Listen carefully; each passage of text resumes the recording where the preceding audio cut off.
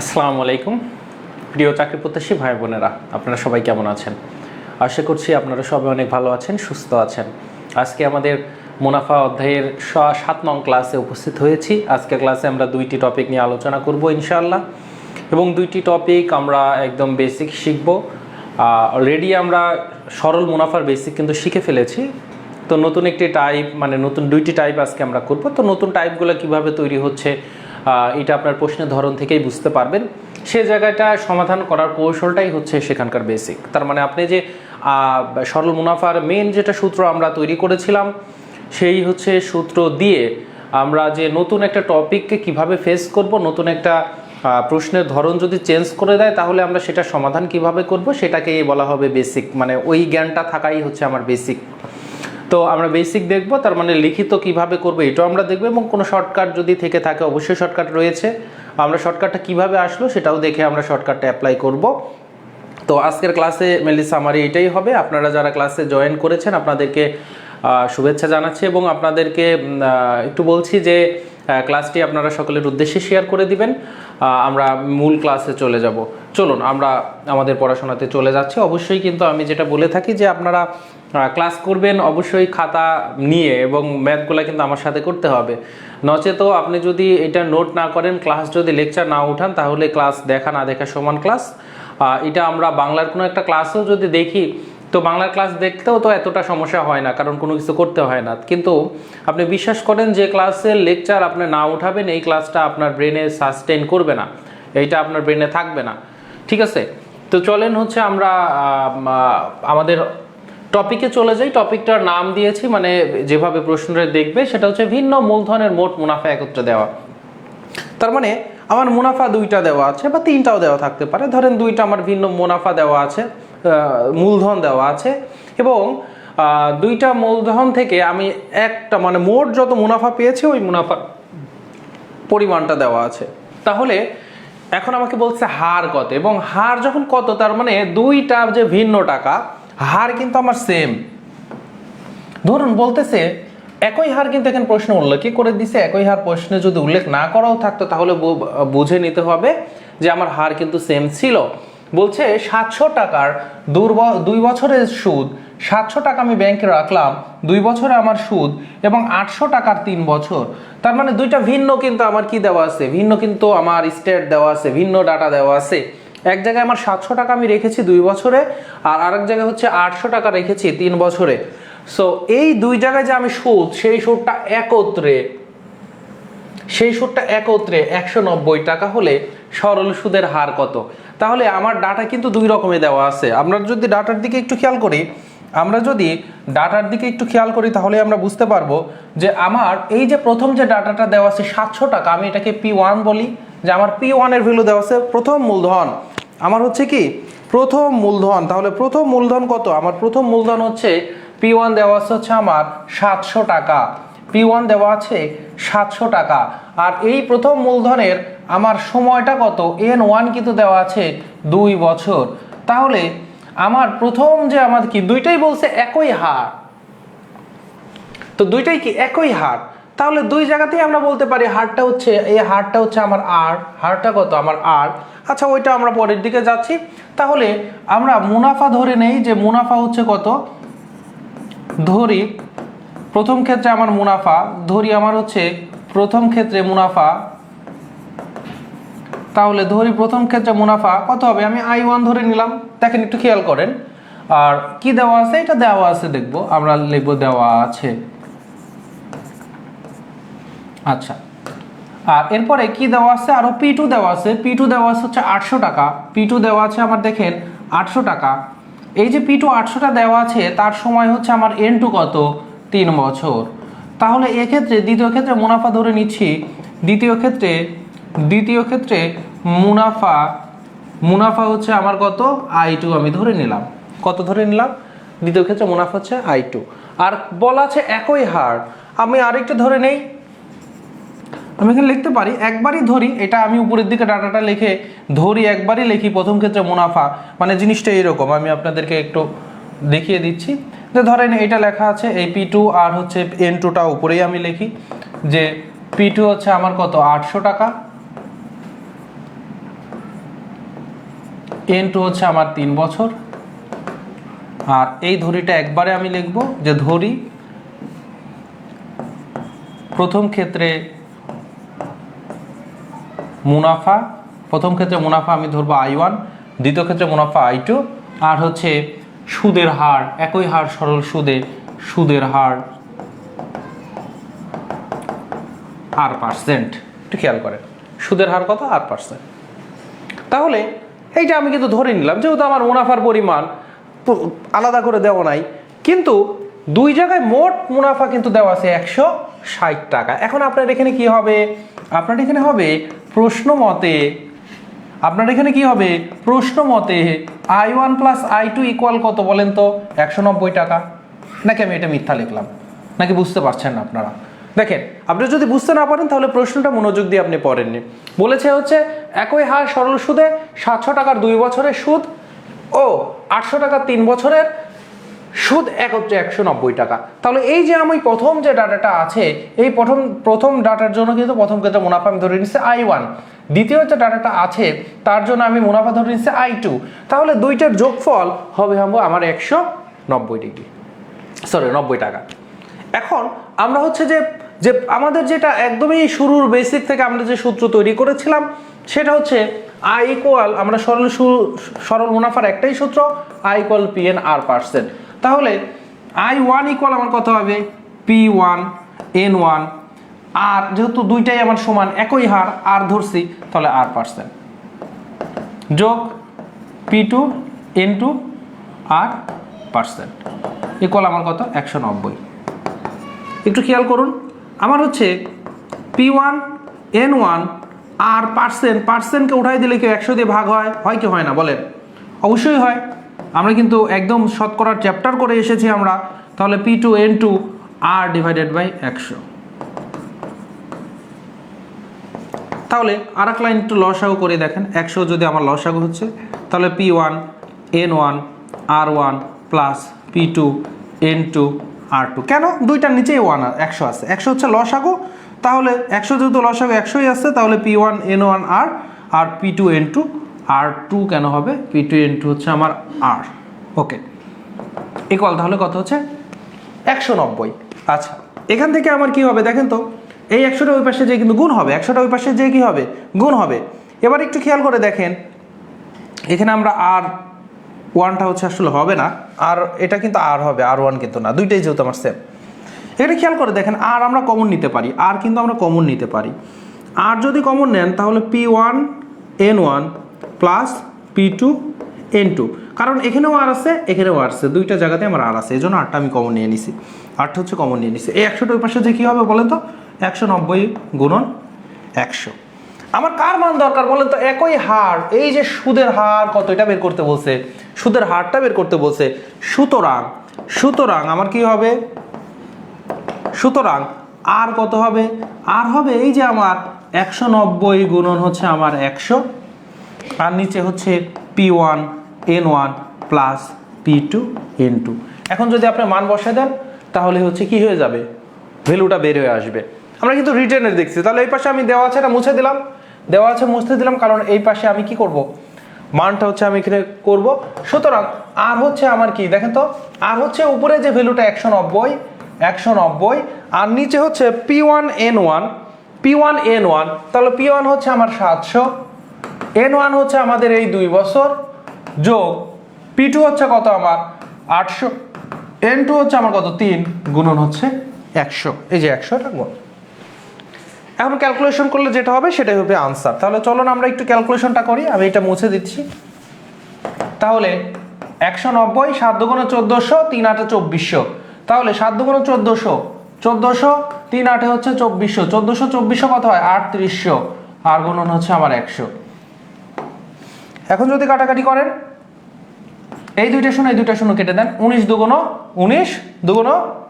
38, তাহলে এখানে কিন্তু 1 আছে, এখানে কিন্তু 1 আছে মানে একটা ধরেন, তাহলে এখানে আসলে কত থাকলো, এখানে 10 আছে, 1 আর 0 10 হয়ে গেল, 10কে যদি আপনি কত 2 দিয়ে কাটেন তাহলে 5, তাহলে কত হবে, তাহলে আপনার হচ্ছে 5 হবে 5। তাহলে এই কিন্তু 5 টাকা আমাদের আর মানে হচ্ছে 5 5%, তাহলে হচ্ছে কি 5%। এটা হচ্ছে লিখিত, একদম লিখিত আপনি এইভাবে করবেন। দেখেন আমরা কি বুঝতে পারলেন, আমরা কি নতুন কোনো সূত্র অ্যাপ্লাই করেছি? কোনো সূত্র অ্যাপ্লাই করি নাই। এটাই হচ্ছে আপনি নতুন একটা টাইপ, মানে প্রশ্ন একটু আলাদা করে দিয়েছে, আপনি কৌশলটা আপনি আমার যে জানা জ্ঞান রয়েছে এটা দিয়ে আপনি নতুন করে যে আপনার নতুন একটা ম্যাথটা সলভ করতে পারতেছেন, এই পারার কৌশলটা রপ্ত করাই হচ্ছে আপনার বেসিকটা ক্লিয়ার থাকা। প্রশ্নটা ধরুন বুঝতে পারতেছেন, এইটা হচ্ছে আপনার বেসিকটা ক্লিয়ার থাকা। তাহলে আমাদের কিন্তু সেই I = PNR হচ্ছে দিয়েই হচ্ছে ম্যাথটা করতে হইলো।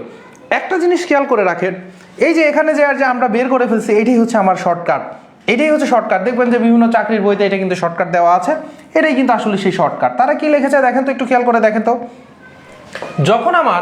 যখন আমার একত্রে মুনাফাগুলো দেওয়া থাকবে তাহলে এইটার উত্তর লিখিত আমার হয়ে গেল, কিন্তু আমি শর্টকাটটা নিয়ে আলোচনা করছি। দেখেন আমার আর কি আছে, আর আছে হচ্ছে উপরে কিন্তু 190, নিচে P1 N1 plus P2 N2 গুণন কিন্তু 100। এজন্য শর্টকাটে দেখবেন যে সূত্র এইটাকেই হচ্ছে শর্টকাট। ওরা কিভাবে দেখিয়েছে বইগুলোতে শুধু লেখা আছে আমার হচ্ছে আর ইকুয়াল, এই যে একত্রে যে মুনাফা দেওয়া আছে, একত্রে যে মুনাফা আমার একত্রে যে মুনাফাটা দেওয়া আছে, তার মানে যে 190, এটা কার ভ্যালু বলেন তো? এটা কিন্তু আয়ের ভ্যালু। আমরা কিন্তু এখানে 190 না দিয়ে কিন্তু এটা কিন্তু আমার মেন আয়, এটা কিন্তু মেন আয়, মানে I1 I2 যোগ করে আয় হচ্ছে আমার কি হচ্ছে I equal I1 R I2 যোগ করে। তাহলে এটা কিন্তু একত্রে মুনাফা, যেটা মেন আয়, প্রশ্নে যেটা একত্রে মুনাফা দেওয়া থাকবে, যেমন এখানে ভ্যালু আছে 190। আর নিচে কি দেখেন তো, প্রথম ক্ষেত্রে প্রথম মূলধন গুণন প্রথম মূলধন গুণন প্রথম সময়, ঠিক আছে, যোগ দ্বিতীয় মূলধন গুণন দ্বিতীয় সময়। বুঝতে পারতেছেন কিনা? তাহলে আর ইকুয়াল কি হচ্ছে, মুনাফাটা আমি লিখবো একক যে মুনাফা, একত্রে যে মুনাফাটা দেওয়া আছে মোট মুনাফা, আর নিচে হচ্ছে কি আমার প্রথম যে হচ্ছে আমার কি মূলধন গুণন প্রথম হচ্ছে আমার সময়, তার মানে যোগ দ্বিতীয় মূলধন গুণন দ্বিতীয় সময়। এখন যদি এখানে তিনটা ডাটা দেওয়া থাকতো বলেন তো, যে 700 টাকার 2 বছরের সুদ, 800 টাকার 3 বছরের সুদ এবং 1000 টাকার 5 বছরের সুদ, একত্রে এত টাকা, তখন কি হইতো? উপরে একত্রে মুনাফাই থাকতো, ও এর সাথে কিন্তু 100 গুণ আছে।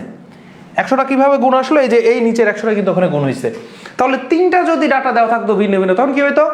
উপরে আয় একত্রে মুনাফা ডিভাইডেড বাই প্রথম মূলধন গুণন প্রথম সময় যোগ দ্বিতীয় মূলধন গুণন দ্বিতীয় সময় যোগ তৃতীয় মূলধন গুণন তৃতীয় সময়, চারটা যদি দেওয়া থাকতো যোগ চতুর্থ মূলধন গুণন চতুর্থ সময়। এভাবে আপনাকে ম্যাথটা সলভ করতে হবে, এভাবে আপনাকে কি করতে হবে, ম্যাথের হচ্ছে সলভ করতে হবে। বুঝতে পেরেছেন কিনা একটু জানাতে হবে, বুঝতে পেরেছেন কিনা একটু জানাতে হবে যে আপনারা বুঝতে পারলেন কিনা। তাহলে রিটেনের কিন্তু পুরো প্রসেস আপনি ঐকিক নিয়মেও করতে পারেন, আমি বলবো আপনারা একটা দিয়েই সুন্দর করে করেন। ঐকিক নিয়ম দিয়ে তো আমরা প্রত্যেকটা টপিক কিন্তু দেখিয়েছি, কিন্তু এটার জন্য কিন্তু এইভাবে করেন, খুবই ইজি হবে। আচ্ছা, আপনারা যদি অ্যাপ্লাই করেন তাহলে কি বলছেন, চলেন আমরা একটু অ্যাপ্লাই করি। 16তম BCS এই প্রশ্নটা এসেছে, এই প্রশ্নটা এসেছে 16তম BCS এবং প্রাথমিক বিদ্যালয় সহকারী শিক্ষক নিয়োগ 2014-তে। কি বলছে?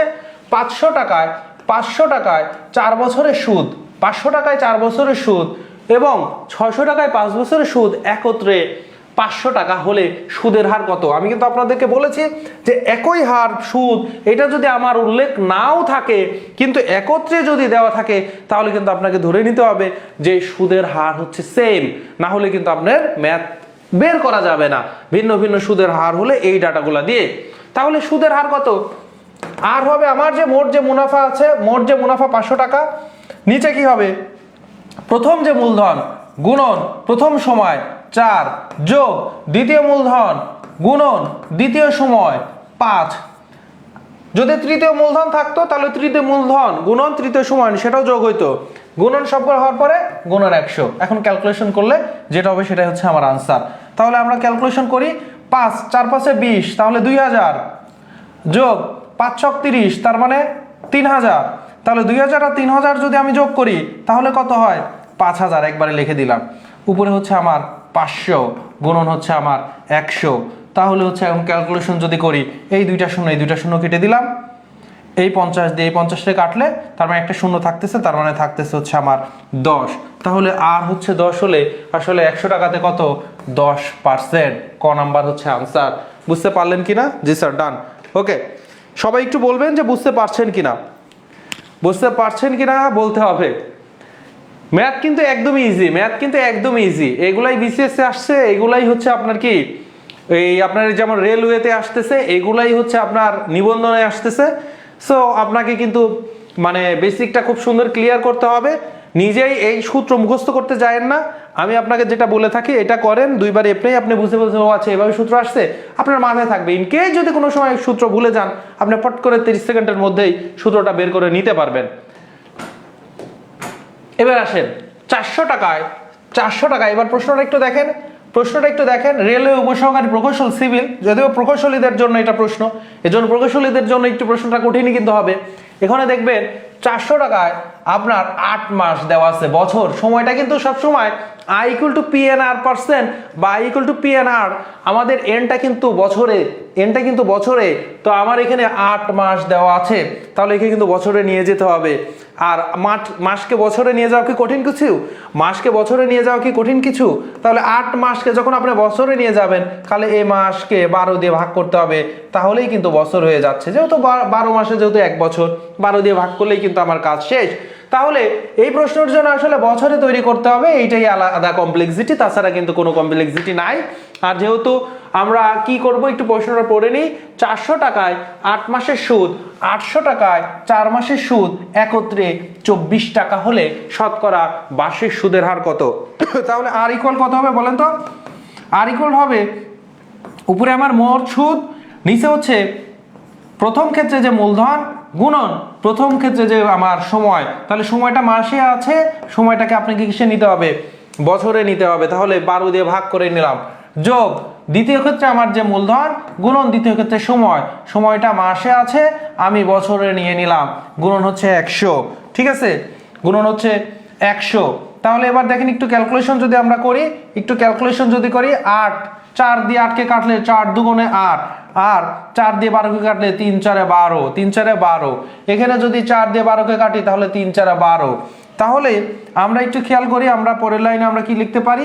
উপরে 24 আর এখানে 2 আছে, 400 গুণন 2 800, 800 ডিভাইডেড বাই 3 যোগ 800, উপরে তো আর কিছু নাই, 800 নিচে 3, দুই জায়গাতেই সেম জিনিস হয়ে গেল, 800 ডিভাইডেড বাই 3।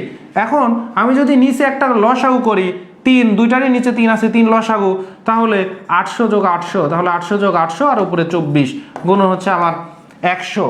এবার যদি পরের লাইনে যাই, পরের লাইনে যাই, তাহলে 24 আমার এই নিচে আছে, তাহলে এই 3কে আমি যদি এটাকে উপরে নিয়ে আসতে চাই ভগ্নাংশ টাকায়, তাহলে এই যে নিচের যে 3 আছে 3টা উপরে চলে আসবে।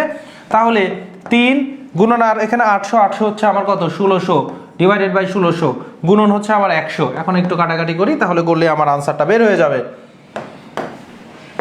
দেখেন তো এই 100 দুইটা শূন্য, এখান থেকে দুইটা শূন্য কেটে দিলাম। এবার 8 দিয়ে কাটলে 3 8 24, 8 দুগুণে 16। তাহলে উপরে 3 3 9 আর নিচে হচ্ছে আমার 2। 9কে যদি 2 দিয়ে ভাগ করি, আমরা জানি 4 দুগুণে 8, আমরা জানি 4 দুগুণে 8, 1 অবশিষ্ট থাকে, তাহলে 1/2। তাহলে 4 পূর্ণ 1/2, এটা হচ্ছে আমার আনসার। তাহলে কোনটা আনসার হচ্ছে? ঘ নাম্বারটা হচ্ছে আমার আনসার। ঘ নাম্বারটা আমার কি হচ্ছে? ঘ নাম্বারটা হচ্ছে আনসার। আশা করছি বুঝতে পেরেছেন।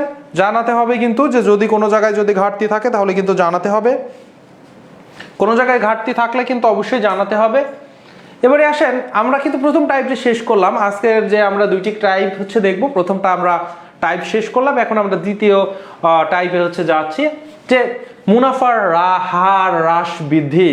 মুনাফার হার হ্রাস বৃদ্ধি। তাহলে সুদের হার, সুদের হার হচ্ছে 6% থেকে কমে 4% হওয়ায়, সুদের হার 6% থেকে কমে 4% হওয়ায় এক ব্যক্তির বাৎসরিক আয়, এক ব্যক্তির বাৎসরিক আয় 20 টাকা কমে গেল। তার মানে ধরেন সে হচ্ছে ব্যাংকে রেখেই তার ইনকাম, মানে বসে বসে খায় ব্যাংকে, ঠিক আছে, ব্যাংকে রেখে বসে বসে খায়।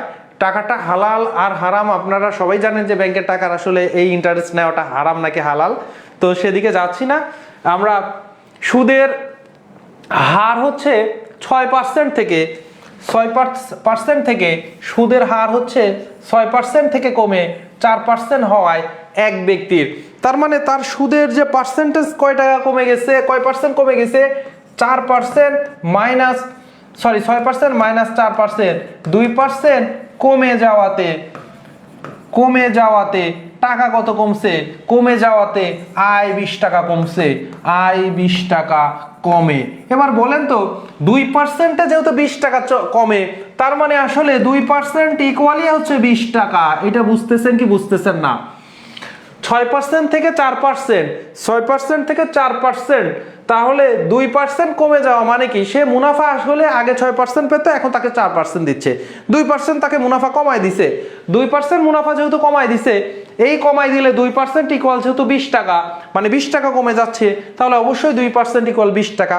এবার একটু খেয়াল করেন, এবার একটু খেয়াল করেন, আমাদেরকে বলে 8% মুনাফা।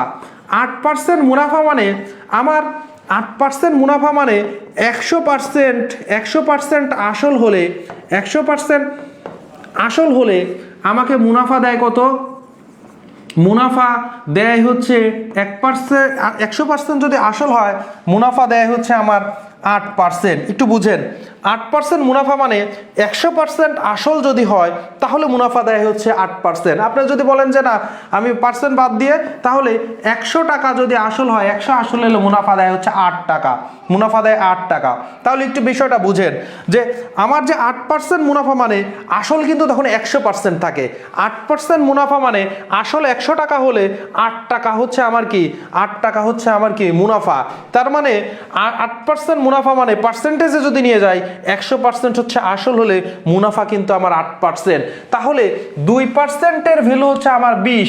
এখন বলছে আসলের পরিমাণ কত, তাহলে আসল অল টাইম কত হবে বলেন আমাকে? আসল কিন্তু আমার 100% হবে। আসল 100% কি হবে? আসল হবে। তাহলে 2% যদি 20 হয়, 2% যদি 20 হয়, তাহলে 1% কত বলেন তো ভাই? 2% 20 মানে 1% 10, তাহলে 100% আমার কত হবে? তাহলে 100 গুণন 10, তার মানে হচ্ছে আমার 1000 টাকা। বুঝতে পারতেছেন কি পারতেছেন না? বুঝতে পারতেছেন কি পারতেছেন না? খেয়াল করতে হবে। দেখেন 2% মানে 20 টাকা, তাহলে 1% মানে 10 টাকা, 2 দিয়ে ভাগ করে দিলাম, তাহলে 100% মানে কি? 100 দিয়ে গুণ, তাহলে 1000 টাকা। খুবই সিম্পল হিসাব, খুবই সিম্পল হিসাব। হ্যাঁ, সাবিনা আক্তার হচ্ছে আপু জানিয়েছে আগেই, উনি করে ফেলেছেন। দেখেন খুবই সিম্পল হিসাব। পাবলিক সার্ভিস কমিশন এখানে হচ্ছে এসেছিল বার্ষিক সুদের হার 5% থেকে হ্রাস পেয়ে 4%, 5% থেকে হ্রাস পেয়ে 4%। তাহলে কত পার্সেন্ট হ্রাস পেল? 5 থেকে 4 বিয়োগ দিলে 1% হ্রাস পেয়েছে। তাহলে 1% হ্রাস পেয়েছে, 320 টাকা হচ্ছে আমার 1% এর ভ্যালু। 1% এর ভ্যালু 320 টাকা। এবার তার মূলধন কত ছিল বলেন তো মুখে মুখে? তাহলে 100% হচ্ছে আমার আসল। 1% যদি 320 টাকা হয়, তাহলে 100% 100 দিয়ে গুণ হবে, তার মানে হচ্ছে আমার 32,000 টাকা। 32,000 টাকা। বলেন এর চাইতে সহজ কোনো ম্যাথ আছে কিনা? এর চাইতে সহজ কোনো ম্যাথ আছে কিনা যদি আপনি বুঝতে পারেন? এর চাইতে আসলে কোনো সহজ ম্যাথ নাই, এর চাইতে আসলে কোনো সহজ ম্যাথ নাই।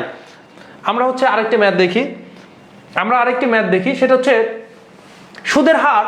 সুদের হার এবার 6 টাকা, পার্সেন্ট বলে নাই, কিন্তু সুদের হার যখন 6 টাকা বলছে, তার মানে কিন্তু 100 টাকাতে সুদ আপনাকে 6 টাকা দিবে। হার কথাটা যেহেতু বলছে, তার মানে 100 টাকাতে পার 100তে কত দিবে, পার 100তে আপনাকে কত টাকা দিবে। তার মানে সুদের হার 6 টাকা মানে 6% থেকে কমে 3 টাকা, 3% হওয়ায়, তার মানে সুদের হার 6 টাকা থেকে কমে 3 টাকা, মানে 100 টাকাতে 6 টাকা আগে সুদ দিত, এখন 100 টাকাতে দিচ্ছে 3 টাকা। তাহলে কত পার্সেন্ট কমাই দিল বলেন তো ভাইয়েরা? 6% থেকে 3% বিয়োগ দিলে 6 - 3%, তার মানে 3% কিন্তু কমাই দিছে। 3% কি করে দিছে? কমাই দিছে। 3% কমাই দিলে এক ব্যক্তির বার্ষিক আয় 15 টাকা কমে গেছে। তাহলে 3% যদি 15 টাকা হয়, 3% যদি 15 টাকা হয়, 1% কয় টাকা আপনারা কি জানেন কিনা? 3% যদি 15 হয়, 1% আমার 3 দিয়ে ভাগ করলে 5 টাকা হচ্ছে 1%। তাহলে 1% 5 টাকা বলতেছে মূলধন কত? তাহলে 1% যদি 5 টাকা হয়, সুতরাং 100% কত হবে? অবশ্যই আমার 500 টাকা হবে।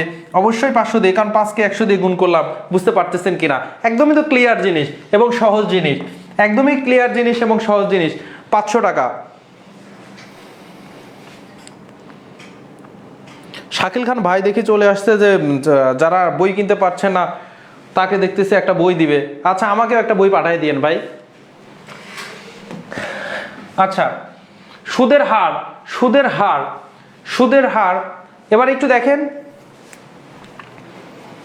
এবার একটু দেখেন সুদের হার 7% থেকে কমে 5% হলে, সুদের হার 7% থেকে কমে 5% হলে এক ব্যক্তির আয় 5 বছরে 70 টাকা। এবার খেয়াল করেন, এতক্ষণে এই জিনিসগুলোতে আমার এক ব্যক্তির বার্ষিক মানে এক বছরে কমে যাচ্ছিল, এই জন্য দেখেন আমরা সুন্দর মতো 100%-এ বের করে নিচ্ছি। এক বছরের হিসাব ছিল প্রত্যেকটা ম্যাথে আমার, যে এই যে টাইপে এক বছরে সুদের বার্ষিক সুদের হার কমে যাওয়ায় সুদ এত টাকা কমে গেছে, তার মানে বছরে।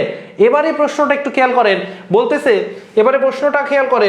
বলতেছে বার্ষিক সুদের হার 7% থেকে কমে 5% হলে, তার মানে 7% থেকে আমার কমে 5% হয়েছে, তার মানে 2% কমে গেছে, 2% কমে গেছে। এই যে 2% কমে গেল, 2% কমে যাওয়াতে 5 বছরে 70 টাকা, 5 বছরে 70 টাকা কমে যায়। তার মূলধন কত ছিল? এখন এই 2% ইকুয়াল কি আমি 70 লিখবো? 2% ইকুয়াল কি আমি 70 লিখবো? বলেন, 2% ইকুয়াল কি 70 আমি লিখবো? আমার উত্তর হচ্ছে না, কারণ 2% তো ভাই এক বছরে, তাহলে প্রথম বছরে 2%, দ্বিতীয় বছরে 2%, তৃতীয় বছরে 2%, এই যে 2% মুনাফা আমাকে দেয়, এক বছরে দেয় কি দেয় না? এক বছরে দেয়। তাহলে 5 বছর আমার প্রতি বছরে 2% মুনাফা দেয়, তাহলে 5 বছরে 10%, 5 বছরে কত? 5 গুণে 10%, তাহলে 2% কিন্তু 70, 2% যে 70 টাকা, এটা কিন্তু আমার ভুল, এইটা ভুল। তাহলে 5 বছর যেহেতু 5 গুণন 2, 10% ইকুয়াল কিন্তু 70, মাথায় নিতে হবে। 10% ইকুয়াল যদি 70 হয়, তাহলে 1% ইকুয়াল 60 টাকা, সুতরাং 100% ইকুয়াল তাহলে কত হবে? 7 গুণন 100, তার মানে 700। বুঝতে পারলেন কিনা? অথবা যেটা আপনাকে করতে হবে, বলতেছে 7% থেকে কমে 5% হলে এক ব্যক্তির আয় 5 বছরে 70 টাকা। ভাই 5 বছরে যদি 70 টাকা কমে গেছে, তার মানে এক বছরে কত টাকা কমছে? 70-কে 5 দিয়ে ভাগ করে দেন, তার মানে 14 টাকা কমে গেছে, 5 বছরে যদি 70 টাকা কমে যায়, তাহলে এক বছরে কয় টাকা কমে? এক বছরে কিন্তু আমার 5 দিয়ে ভাগ করলে 14 টাকা কমে যাচ্ছে। তাহলে এক বছরে যে 14 টাকা কমে যাচ্ছে, এইটা তো আমার 2%-এর ভ্যালু। তাহলে এক বছরে যদি 14 টাকা কমে, এটা 2%-এর ভ্যালু, তার মানে 2% ইকুয়াল আমার 14 টাকা, 2% ইকুয়াল 14 টাকা। সুতরাং 1% ইকুয়াল আমার 14/2, তার মানে 60 টাকা। 1% যদি 60 টাকা হয়, সুতরাং 100% ইকুয়াল আমার 7 গুণন 100, তার মানে হচ্ছে আমার 700 টাকা। বুঝতে পারছেন কি পারছেন না? বুঝতে পারছেন কি পারছেন না বলতে হবে।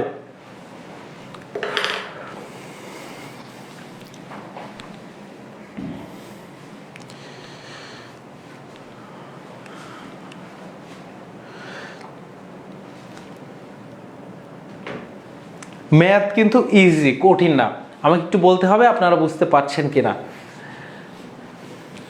এবং ক্লাস কিন্তু আপনাদেরকে, এই যে আমরা কি করছি, রাতে ক্লাস নিচ্ছি, ফ্রিতে ক্লাস নিচ্ছি, ধারাবাহিকভাবে ক্লাস নিচ্ছি। আপনারা যদি মানে নিজেরা প্রচার না করেন, তাহলে মানুষ জানবে কি করে? ঠিক আছে।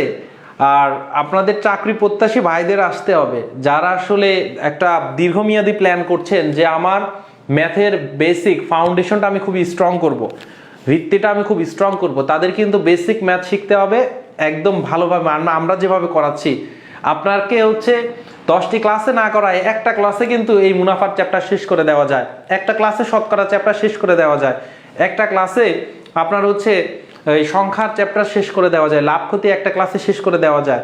তো ফ্রিতে নিচ্ছি, এতগুলা ক্লাস নেওয়ার কি দরকার? একটা ক্লাস নিয়ে শেষ করে দিলেই তো হইতো। আর শুধু শর্টকাট দেখাইতাম, আপনারাও ভাবতেন যে পরে বাপরে সেই পড়াচ্ছে, মানে তো এতে করে আপনাদের তেমন কোনো লাভ হইতো না। আপনারা ক্লাস করার সময় শুধুমাত্র কি হইতো, শুধুমাত্র ভেতরে একটা হচ্ছে ভাব আসতো, গরম গরম ভাব, ঠিক আছে, সাময়িক একটা উত্তেজনা লাগতো যে ম্যাথটা একদম ইজি, কিন্তু আপনি বাসায় করতে গেলে মাথায় ঢুকতো না, এবং হচ্ছে আপনি হচ্ছে পরীক্ষা হলে যেহেতু ওরকমই হবে, বাসায় মাথায় ঢুকবে না, পরীক্ষা হলে আর কি পারবেন। তো এই জন্যই কিন্তু আপনাদেরকে মানে অল্প অল্প করে টাইপ ধরে ধরে বেসিক থেকে শেখাচ্ছি, আপনাদেরকে সাড়া দিতে হবে। আমি যদি এক ধাপ দিই, আপনাদের হচ্ছে 2 ধাপ দেওয়া, আর আপনারা যদি সাড়া না দেন তাহলে করে কি হবে বলেন তো? ঠিক আছে, তাহলে অবশ্যই যারা ক্লাসটি করলেন শেয়ার করে দিয়েন। ক্লাস এখানে শেষ করছি, আপনাদের সাথে দেখা হবে আগামী ক্লাসে 8 নং ক্লাসে। সে পর্যন্ত ভালো থাকুন, সুস্থ থাকুন, গণিতের সঙ্গেই থাকুন। আসসালামু আলাইকুম ওয়া রাহমাতুল্লাহ।